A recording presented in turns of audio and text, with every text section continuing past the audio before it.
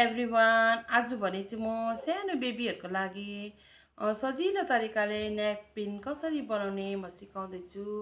हजुरहरूले हेरेर सिक्नु सक्नुहुनेछ है। हजुरहरूले न्यापकिनको कपडालाई यसरी लिनुहोस् है, बराबर साइजको हुनुपर्छ। अनि त्यसपछि यसलाई जोल्ठाइदिनुहोस् यसरी है, बराबर पठाएर सिधा गरेर मिलाइदिनुहोस्। त्यसपश्चात फेरि यसलाई यसरी लिनुहोस् है, यसरी लिनुहोस्। अनि त्यसपश्चात यसलाई यसरी लिनुहोस् है, यो चाहिँ यस्तो यस्तो भयो है। अनि हजुरहरूले यसलाई यसरी लिनुहोस्, जुन चाहिँ यता यस्तो हुनुपर्छ है, यस्तो हुनुपर्छ हैन। अनि हजुरहरूले यसलाई यहाँ औँला घुसाउनुहोस्।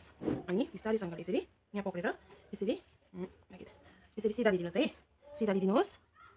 अनि यो बराबर मिलिसकेपछि मेरो चाहिँ अलिक कपडा पुरानो भयो नि त, त्यही भएर चाहिँ डल्लो डल्लो परेछ कि। अनि हजुरहरूले यसलाई यतापट्टि पल्टाइदिनुहोस् है, यतापट्टि पल्टाउनुहोस्, यसरी गरिदिनुहोस्। अनि यता हेर्नुहोस्, यहाँ यता पनि भी सेपमा भयो यो बिचको चाहिँ। अब यसलाई यसरी प्याड जस्तो पल्टाइदिनुहोस् है। ठुलो कपडाको बनाउँदा पनि हुन्छ, सानो नानीहरू चाहिँ सानो कपडा बनाउँदा पनि हुन्छ है। अनि हजुरहरूले चाहिँ यसरी यसरी ऱ्याप गर्नु सक्नुहुन्छ है नानीलाई हो। कति सजिलो छ है, हेर्नुहोस् है। हजुरहरूले न्यापकिनलाई यसरी अगाडि नै मिलाएर यसरी राखिराख्नु भएको छ चाहिँ नानीलाई फेरफार गर्नु सजिलो हुन्छ है। यसरी गरिदियो, यसरी पठाइदिनुहोस्। धेरै सजिलो, धेरै सजिलो। यसरी पठाएर राखिदिनुहोस्, टक टक टक टक मिलाएर राखिदिनुहोस्। हजुरहरूले फेर्ने बेलामा हजुरहरूलाई सजिलो हुन्छ।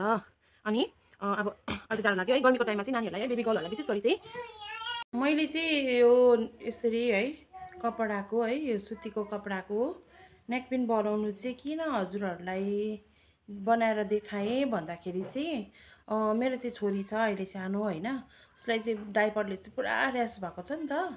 अन्त त्यही भएर चाहिँ अरू नानीहरूलाई पनि यसरी नहोस् है, हजुरहरूको नानीहरूलाई पनि र्यास नहोस् भनेर चाहिँ हजुरहरूले पनि यसरी न्यापकिन बनाउने तरिका सिकिराख्नु भएको छ भनेदेखिलाई चाहिँ सजिलो हुन्छ।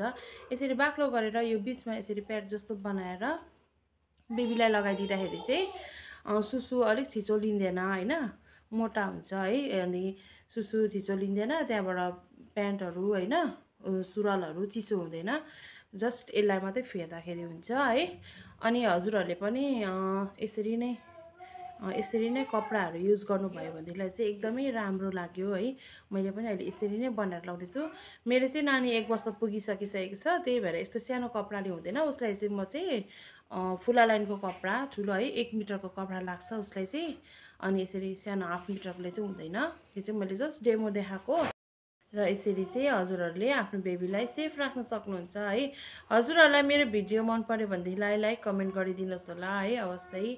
अनि thank you for watching my video, bye by.